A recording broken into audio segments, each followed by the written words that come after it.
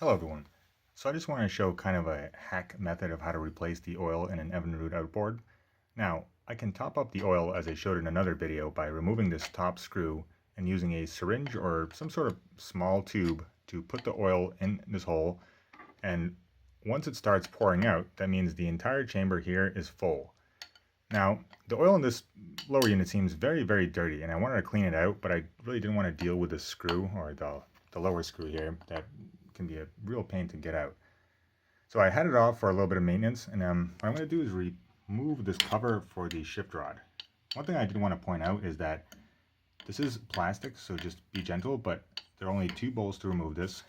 And at that point, what you want to do is just lightly wiggle this, and then pry the plastic back very lightly and slide the whole thing off.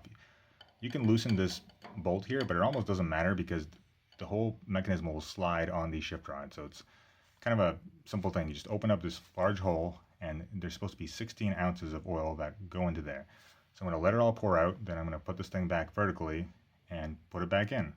Everything should be pretty good, and I won't have to deal with the hassle of removing that tough bolt that is often stuck at the end. So yeah, that's basically it. Like I said, just be careful with this part because it is made of plastic. Also, when you tighten the bolts back, don't tighten them very hard because it's essentially just keeping this plastic down. You don't need to squish this. Essentially, as you'll see as you tighten it, this little plastic part here will kind of spread and essentially work towards breaking. So you just want to push this down, and that's it. You don't want to just give it like one light tight turn, but don't make it any tighter than that. You can see the bolts are actually even designed so that they don't go any further as you don't break this.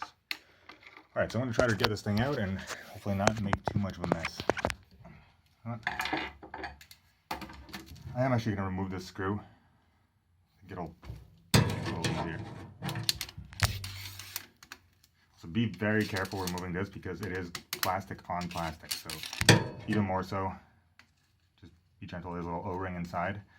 You can re-grease that when putting it back in, but I think this will just make it a little easier.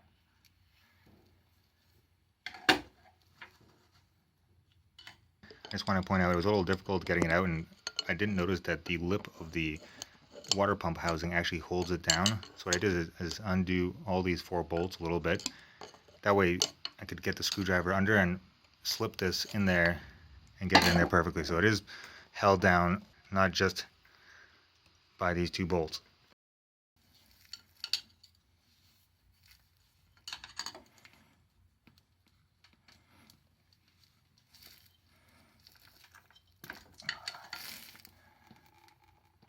There we go.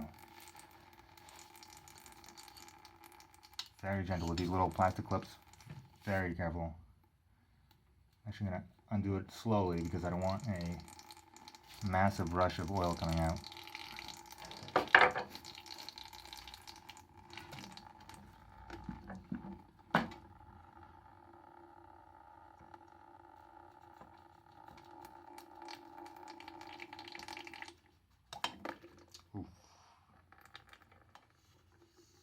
Slide that back.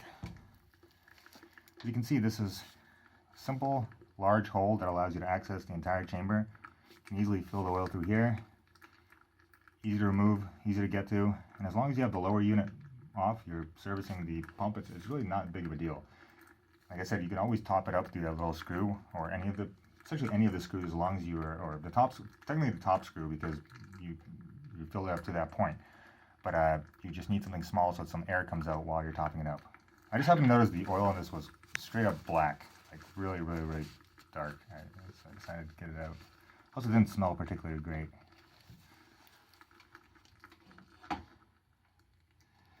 Now, I'm not going to video the last part, but literally, you just let this thing pour out,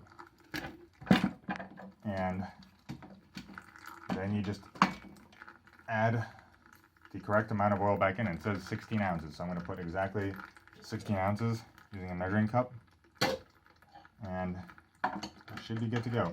I also recommend rotating the propeller, maybe even shifting the shifter back and forth a little bit, as you just want as much of the oil as possible in there to get out.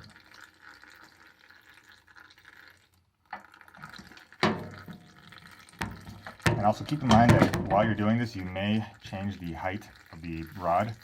So just when you're putting it back together, make sure you remeasure it. This one is a 1990s 40 HP Evinrude. The height of the rod is from the top here to the center of the hole in the rod, which is 21 and 15/16. So that's it. It's kind of a simpler way to get the oil out if one of your screws is really stuck. Obviously it's a good idea to get that screw out, but this will get the job done. So I hope this helps.